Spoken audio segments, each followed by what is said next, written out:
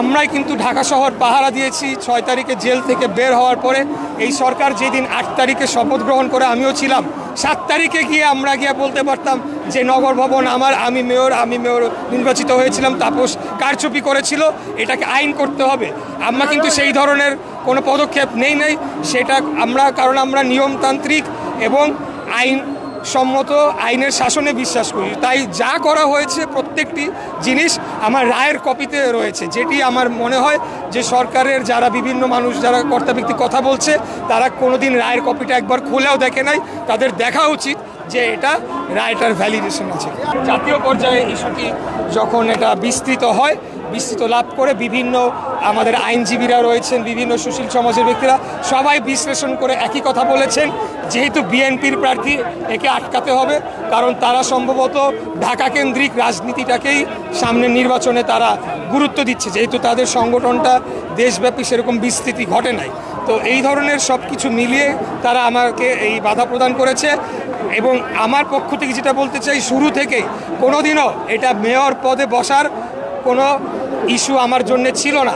আমি কেবলমাত্র যখন রায়টি পাই, আমি রায়টি শুধু পেয়ে আমি হাফ ডান করে রেখে দিলাম, তখন প্রশ্ন উঠতে পারে তাহলে সমস্যা ছিল না। প্রক্রিয়াটা সম্পন্ন করতে গিয়ে যখন বাধাগ্রস্ত হই তখন মনে সন্দেহ জাগে, যে রহস্যময় মনে হয় বিষয়গুলো এবং তাদের মুখোশটা উন্মোচন হয়ে পড়ে। তো এটি আমি আর কি আপনাদেরকে বলতে চাই। সাধারণ মানুষকে আসলে ন্যায়সঙ্গত যে বিচারটা, রায়টা পাবে কিনা? যে কালকে রিট হওয়ার কথা রয়েছে, একজন রিট করেছেন যে যাতে মেয়র হিসেবে শপথ নিতে না পারেন। আমি এই বিষয়ে আবারও বলেছি যে এই রিটই করা যায় না।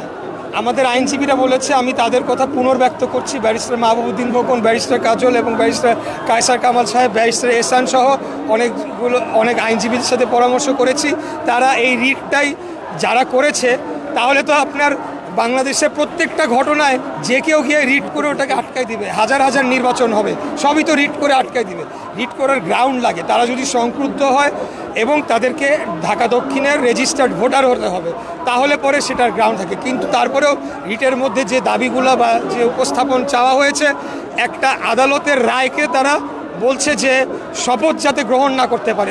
উচ্চ আদালত কি এরকম রায় কি দিবে যে একজন ক্যান্ডিডেট সে রায় নিয়ে এসেছে তাকে আমি শপথ গ্রহণ করতে বাধা দিব? নর্মালি এগুলো শোনা হয় না, কিন্তু তারপরেও কোনো এক অদৃশ্য চাপের কারণে এই রিটটা নিয়ে শুনানি চলছে তো চলছেই। এখন শুনছি যে আগামীকালকে এটার রেজাল্ট দিবে।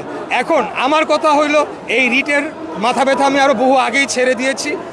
আমরা এটাকে রাজনৈতিক আন্দোলনে রূপান্তর করেছি, যতক্ষণ না পর্যন্ত প্রয়োজনীয় যে পরিবর্তনগুলা, যে সংস্কারগুলা এই সরকারের ভেতরে আনা হবে, যারা দলীয় পরিচয় আছে তাদেরকে পদত্যাগ করানো হবে এবং সমস্ত রাজনৈতিক দল পূর্ণাঙ্গভাবে তারা স্যাটিসফাইড হবে যে না, এই কমিশনের আন্ডারে একটা ফ্রি ফেয়ার ক্রেডিবল ইলেকশন হতে পারে, ততদিন পর্যন্ত আমরা আন্দোলন করব। এখানে রিট বিষয় না, মেয়র বিষয় না,